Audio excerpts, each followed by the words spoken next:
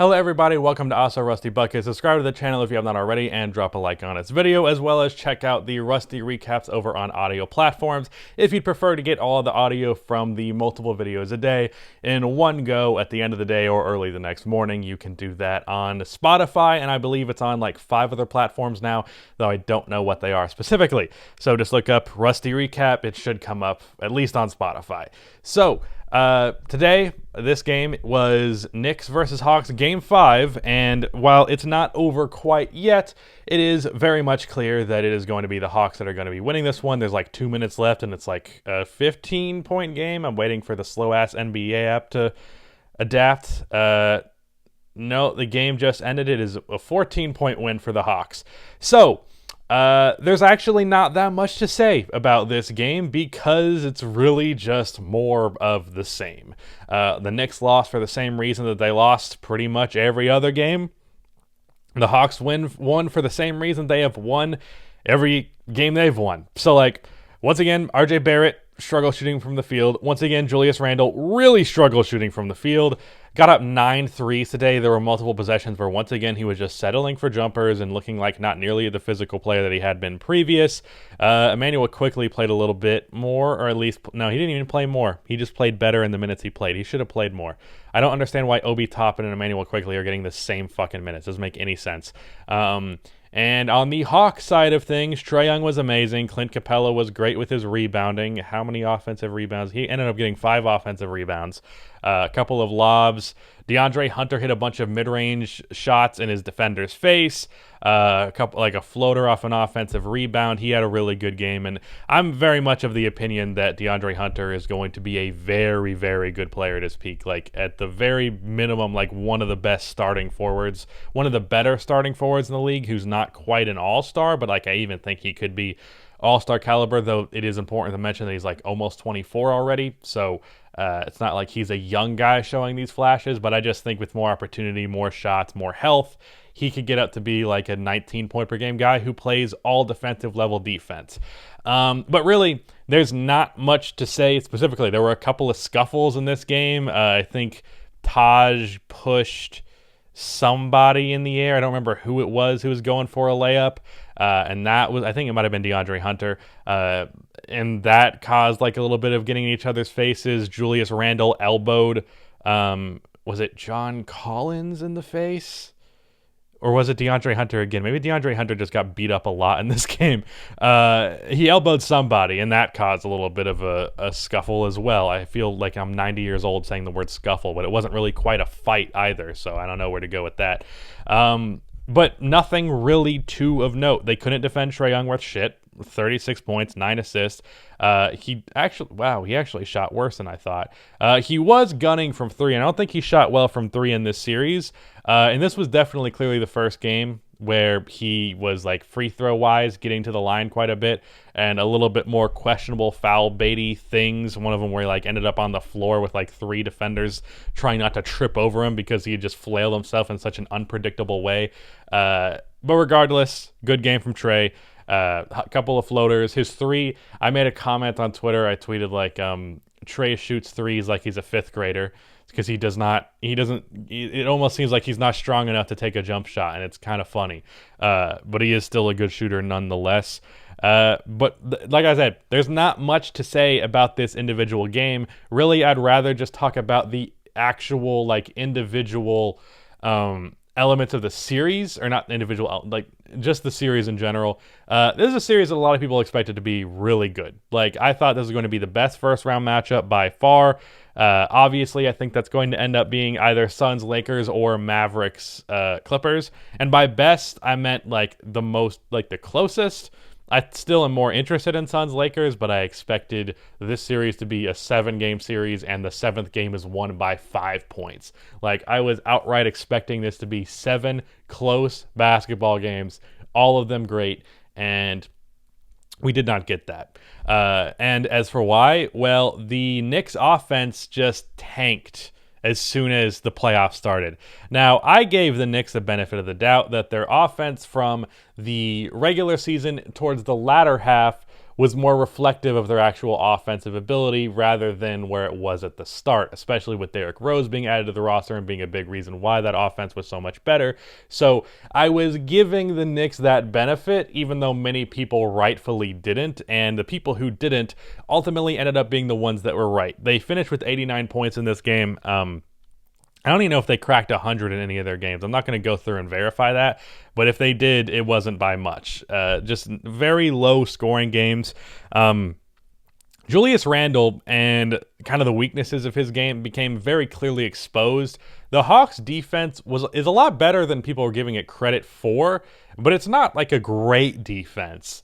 And in spite of that, Julius Randle was completely shut down by it. DeAndre Hunter played a fantastic defense on him after coming back from injury and not really playing more than 30 games in the regular season. I expected John Collins to get a lot of that matchup, but he ended up not, because even though DeAndre is a smaller forward, he was also well equipped to defend the post and really just keep Randle out of the paint. Anytime he did get into the paint, he was met by Clint Capella, who made sure that he didn't get any easy baskets. It ended up just being a series of watching Julius Randle over and over and over again pull up for mid-range jumpers he was clearly not going to make, and it almost became like a frustrating thing of like, I need to get going, so I'm gonna take a bunch of shots until one goes in, and that'll get me going. That'll get the ball rolling, and I'll start playing well. 5 fucking games, didn't happen once. I don't think he shot over 40% in any of the 5 games, which is not good. In case you didn't know, that's very much not the best. All these mid-range jump shots did not go in, and he kept taking them. A lot of threes he was taking that would not go in, not taking advantage of mismatches. The Knicks did not target Trae Young. And this is kind of bringing me some little tidbit of nostalgia towards Tom Thibodeau and kind of what his coaching does, because if you did not know, I became an NBA fan in the 2012-13 season, and I started watching that season with the Bulls without Derrick Rose. Now, the Bulls without Derrick Rose managed to be a pretty good basketball team because they were fantastic defensively, and their offense was dog shit. So I almost got a little bit of like nostalgia for this, because defensively, you can hang your hat on defense and actually have a pretty decent floor from hanging your hat on defense, but the offensive issues can become clear, and it eventually becomes the clear reason why you lose, the reason why the Bulls did not go far really until Jimmy Butler stepped up and became a scoring option rather than just the shooting guard who, despite playing 40 minutes a game, scores like 12 points.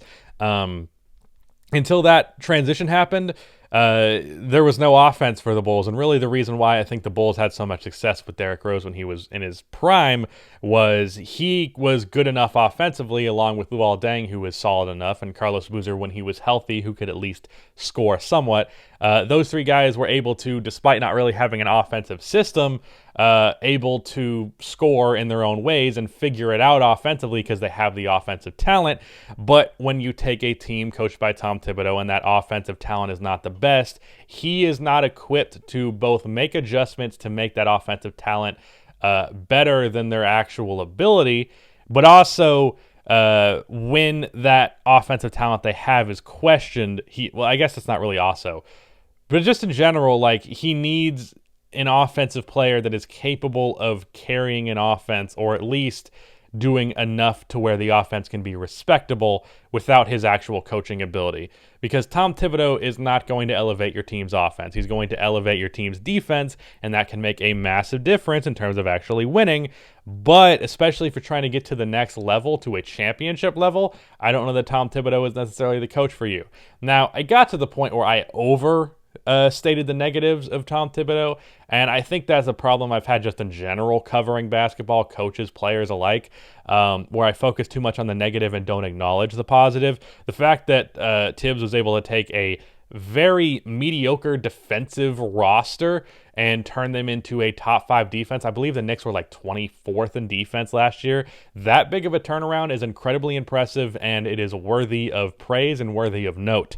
But at the same time, I almost felt nostalgia watching the cracks of the Knicks clearly show as this series progressed. And like the fact that as soon as Julius Randle was shut down, there was nowhere else to go. I was like, yeah, I remember this. I remember what watching this was like. So yeah, that I think that ended up being their downfall, was just that their offense was far too simple, and it wasn't even good to begin with. So a simple offense that's good can still do stuff, but a simple offense that's not good, especially when it's so simple that it can be easily picked apart in the way that the Hawks defense did, despite the fact that the Hawks are not a great defensive team. You watch the team fall apart as a result of that. And that's exactly what happened here. And that's exactly why the Hawks won this series so convincingly. DeAndre Hunter, fantastic defensive talent, so he matched against Randall well. And I knew that Clint Capella would have a huge impact in this series, because anyone who's been watching the Hawks this year would understand that Clint Capella this year, I'm not even going to say, I was like initially like, maybe John Collins is better. No, the second best player on the Hawks this year was Clint Capella. Maybe John is better and will be better under different circumstances, but especially as the Hawks offense progressed through the year and became more and more perimeter oriented and less pick and rolls and things like that, Clint just clearly became at least the second most important player on the Hawks, because his defense, his I don't know why I said it weirdly. His defense, his rebounding, especially his offensive rebounding, his rim rolling, catching lobs, things like that.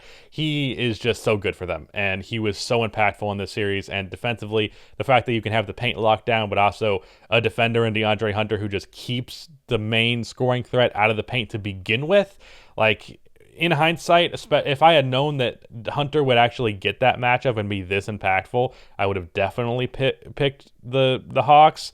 I did not expect Randall to play this poorly. Outside of that, talking about the Knicks' future and things like that, I'm going to do a video about it. But I can just say briefly that shooting is the number one thing that needs to be addressed.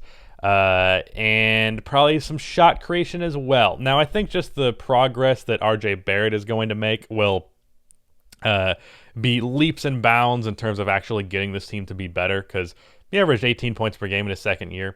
I think him getting more playmaking opportunity, his mid-range shot actually becoming a thing that works and not just something that he tries, would make a big difference. But yeah, that's really, mostly it's just kind of wait and see what happens with these guys.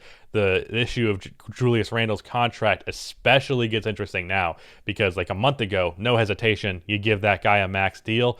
Now, a little bit of hesitation. It's his first round playoff, so you give him a little bit of a benefit of the doubt, but how much of a benefit of the doubt do you have to give where you're willing to give a max contract to a guy who might just shit the bed in the playoffs again? I do not know. At this point, I have been rambling. I was expecting this to be like an 8-minute video, but now it's almost 13 minutes, so I'm just going to shut up. I'm going to do a video on Mavericks versus Clippers. It's about to start in 9 minutes, so I look forward to talking to you then, I suppose. I'm not talking to anybody. I'm talking to a fucking camera. But yeah, that is it. Goodbye.